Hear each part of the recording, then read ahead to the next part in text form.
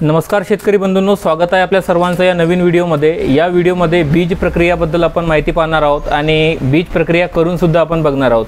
आपल्यासोबत हे पॅकेट आहे। या पॅकेटचं नाव आहे घोटू क्लोथिएडिन 50% WG नावाचा याच्यामध्ये घटक आहे। मार्केटमध्ये डेंटासो नावाने सुद्धा हे उपलब्ध आहे। याची बीज प्रक्रिया आपल्याला करायची आहे। बीज प्रक्रिया करण्यासाठी आपल्याला 10 ml पाणी घ्यायचं आहे कॉटनच्या एका पॅकेटला बीज प्रक्रिया करण्यासाठी। आपल्यासोबत हे पॅकेट आहे आणि कॉटनच्या पॅकेटला बीज प्रक्रिया करण्यासाठी आपण एक इथे जुगाड तयार केला आहे। त्या जुगाडबद्दल म्हणजे त्या जुगाडचा वापर करून कशी बीज प्रक्रिया करायची ते आपण पाहूया। अगोदर आपल्याला काय करायचं, अशी एक छोटी बाटली घ्यायची। बाटलीसोबत त्याचं झाकणही पाहिजे। त्याच्यानंतर मोजकं जे 20 ml आहे, याच्यात बघा, याच्यात 20 ml पाणी आहे। हे 20 ml पाणी या बाटलीत आपल्याला असं टाकून द्यायचं आहे। 20 ml पाणी बाटलीत टाकल्यानंतर जवळपास एवढं पाणी आपल्याला या बाटलीत दिसेल। एवढ्या पाण्यात आपल्याला 2 पॅकेटची बीज प्रक्रिया करायची आहे। त्याच्यानंतर आपल्याला आपला हा पाऊच घ्यायचा आहे। हा पाऊच मार्केटमध्ये घोटू नावाने भेटते।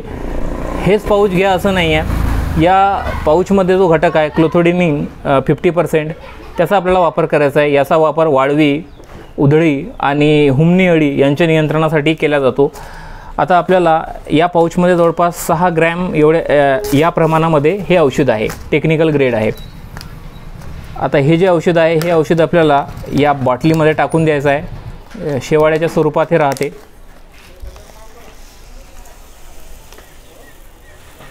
असं याच्यामध्ये पूर्णपणे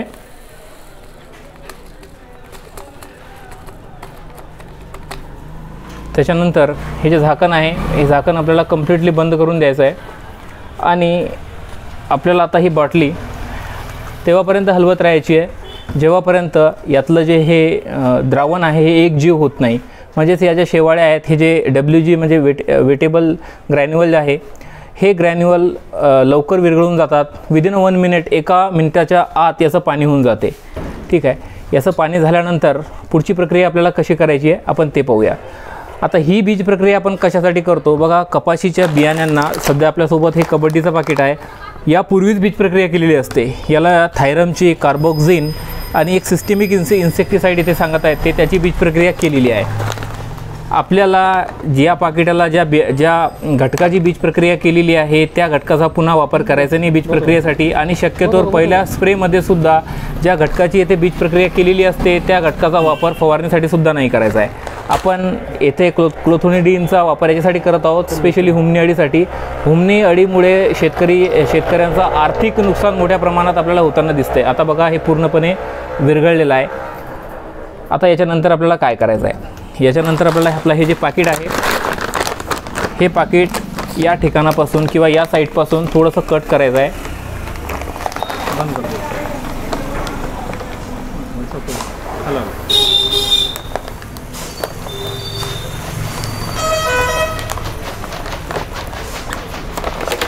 एवढं आपण इथून एक कट करून घेतलं आहे।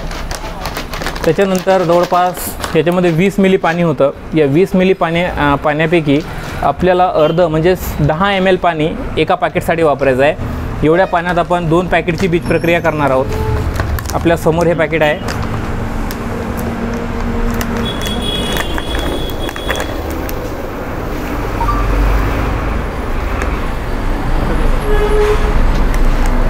जवळपास अर्ध पाणी आपण याच्यात टाकून दिलं आहे। त्याच्यानंतर याला असं फोल्ड करा। फोल्ड केल्यानंतर चांगल्या प्रकारे आपल्याला याला हलवून घ्यायचं आहे, जेणेकरून हे जे द्रावण आहे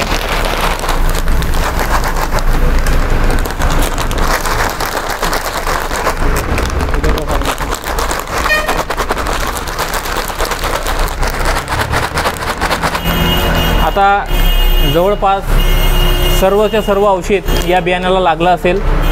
त्याच्यानंतर आपल्याला हे जे पॅकेट आहे हे इथून कट करायचं आहे, कारण की आपल्याला याच्यातून हे बियाणे बाहेर काढायचे आहेत। आता बघा, 1 ते 1.5 मिनिटं वेळ लागते हे जे बियाणे आहेत हे बियाणे सुकण्यासाठी। सर्वात शेवटी आपल्याला हे जे बियाणे आहेत या बियाण्यांना आपण जी बीज प्रक्रिया केली आहे यामुळे हे बियाणे ओलसर झालेले असतात, यांना सुकवायचं आहे। चांगल्या प्रकारे हे ड्राय होतील याची काळजी घ्यायची आहे। 1 मिनिटाच्या आत हे सुकून जातात। त्याच्यानंतर आपण या बियाण्यांचा वापर लागवडीसाठी करू शकतो। अशा प्रकारे बीज प्रक्रिया अवश्य करा। बीज प्रक्रियेचे अनेक फायदे आहेत।